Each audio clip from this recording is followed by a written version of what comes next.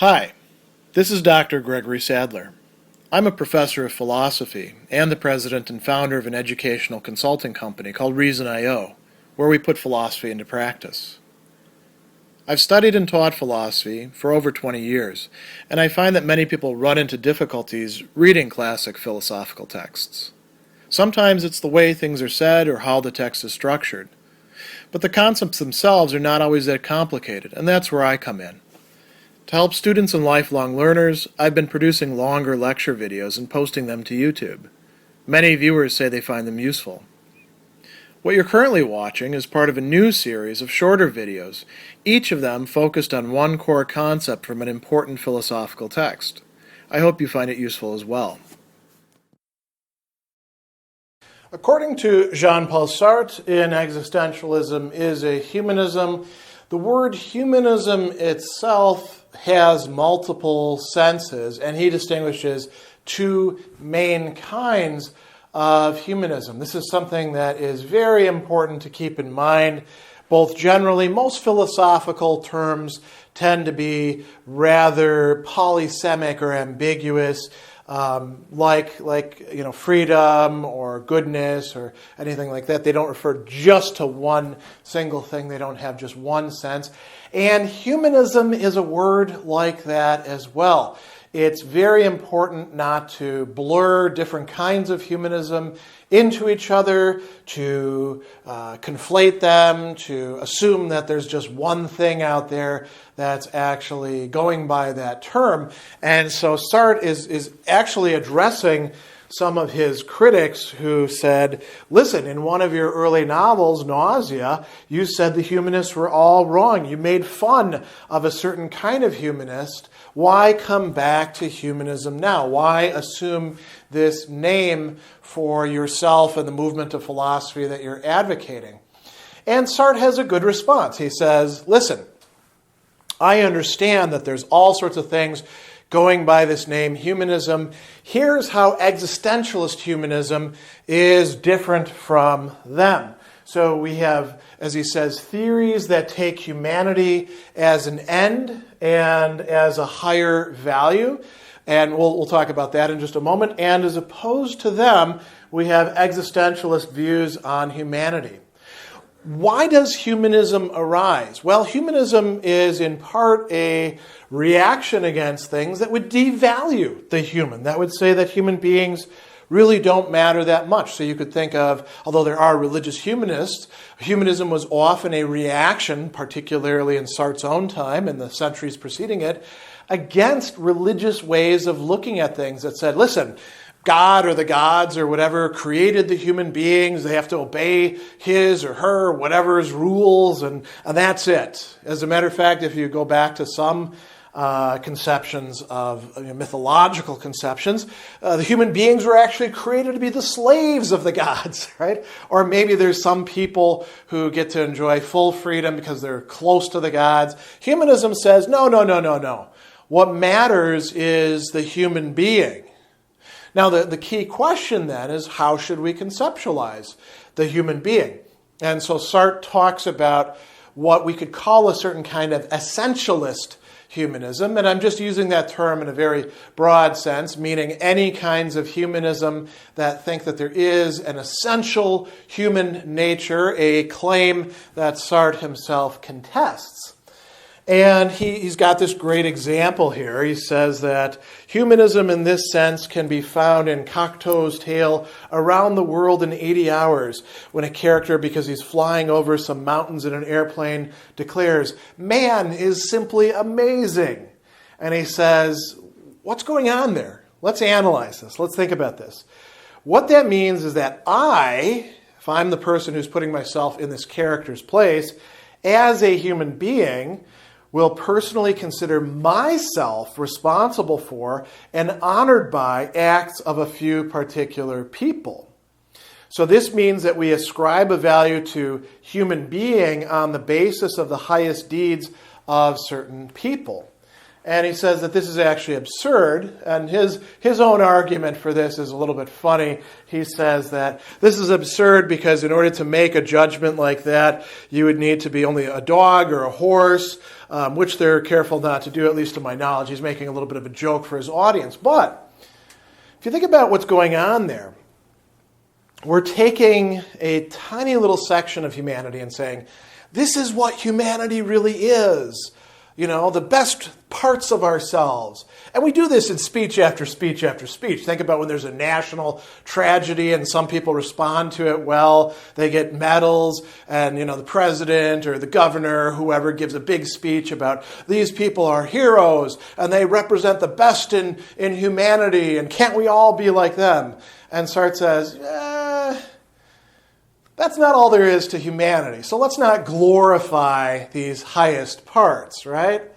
Now, in a certain respect, that kind of makes sense if you do think that there's a genuine human nature. These people perhaps realized it more than the rest of us do, right? They unveiled its potentials and brought them to reality. But Sartre would say, human being is way more open than that. I mean, we have the potentials for great goodness, and we have the potentials for great badness as well.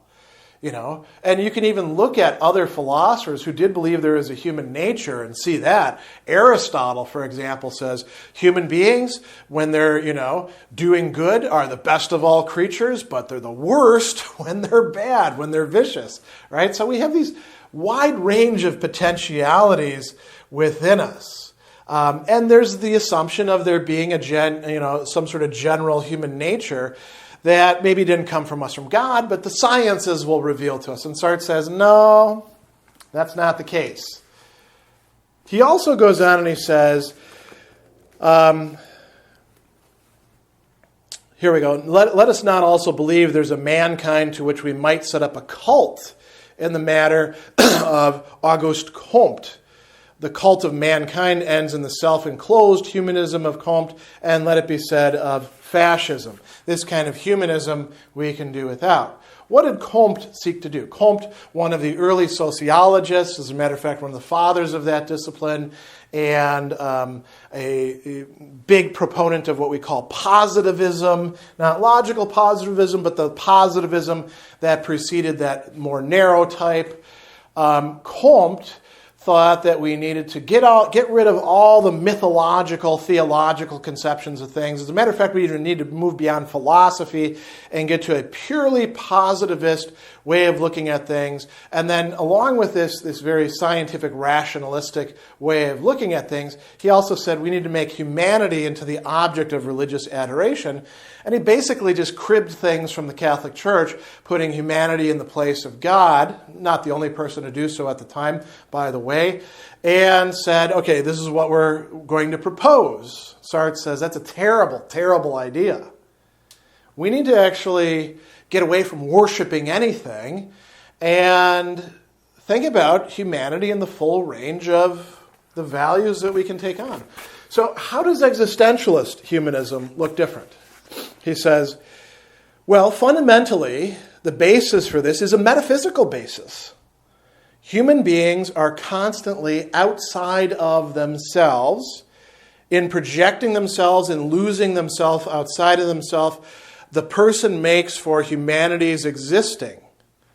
And he says, on the other hand, that's one side of it, it is in pursuing transcendent goals that a person is able to exist. So we are two things at the same time. We're this continual flow of existence going beyond ourselves, exceeding ourselves, surpassing ourselves, never staying quite the same.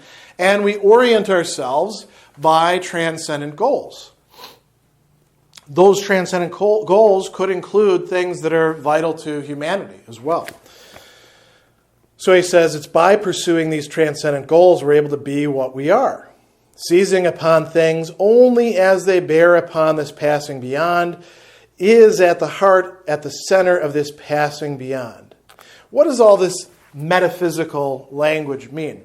We choose. We choose for ourselves in determinate circumstances and thereby determine what humanity is for ourselves and perhaps also for others if they take up the uses of freedom that we ourselves exercise. There is no pre-given human nature. There is no grand plan.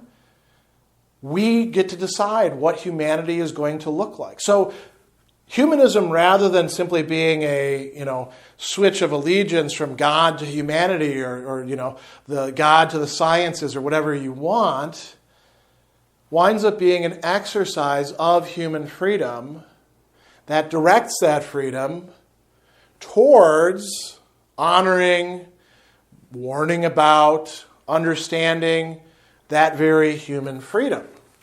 That's what humanism would mean for Sartre. He says, going on with this, there is no universe other than a human universe. It's not like we're going to start with the sciences with human beings abstracted out from it. This is what we've got. There is no universe other than the universe of human subjectivity, he says. And he says, human beings are not closed in on themselves, but they're always present in a human universe. This is what we call existentialist humanism. So he says, humanism, why? Because we remind people there is no lawmaker other than humanity itself, themselves, the person, others, ourselves. We are the lawmakers. We are the deciders. We are the ones who form and follow and recognize moral norms. They aren't imposed on us from outside. They don't come up from our biology or our chemistry or anything like that. They're not there because some transcendent creator wove them into the structure of the universe. They are there because we, on some level, choose to find them there. Not as if, we completely make them up out of whole cloth, as we say, but we take what's coming in from the rest of the universe and we interpret it. So he says, we are also stuck in forlornness. We will decide by ourselves. And we point out that the human being will fulfill him or herself as a human being, not in turning towards themselves, but seeking outside of themselves a goal which is just this liberation, just this particular fulfillment. So, our existence is that in a human universe, and we bear a responsibility for our decisions, an inescapable, unavoidable responsibility. Sartre takes all of that to be of the essence of any sort of genuine existentialist humanism. There is one other thing I should say as we bring this little discussion of humanism to a close. Not all existentialists, not all people within the broad spectrum of what we call existentialism as a movement accepted this. As a matter of fact, Martin Heidegger was willing to let Sartre take up the name existentialism precisely over this doctrine. Heidegger does not want his philosophy to be humanistic in the way that Sartre's is. We might say that Nietzsche is also not a humanist in this respect as well, and perhaps Kierkegaard is not either. It's kind of an open question how well Sartre manages to represent existentialism per se, rather than just his particular brand of existentialism. But be that as it may, this is his understanding of what humanism could mean. Two different senses of the term, often at odds with each other.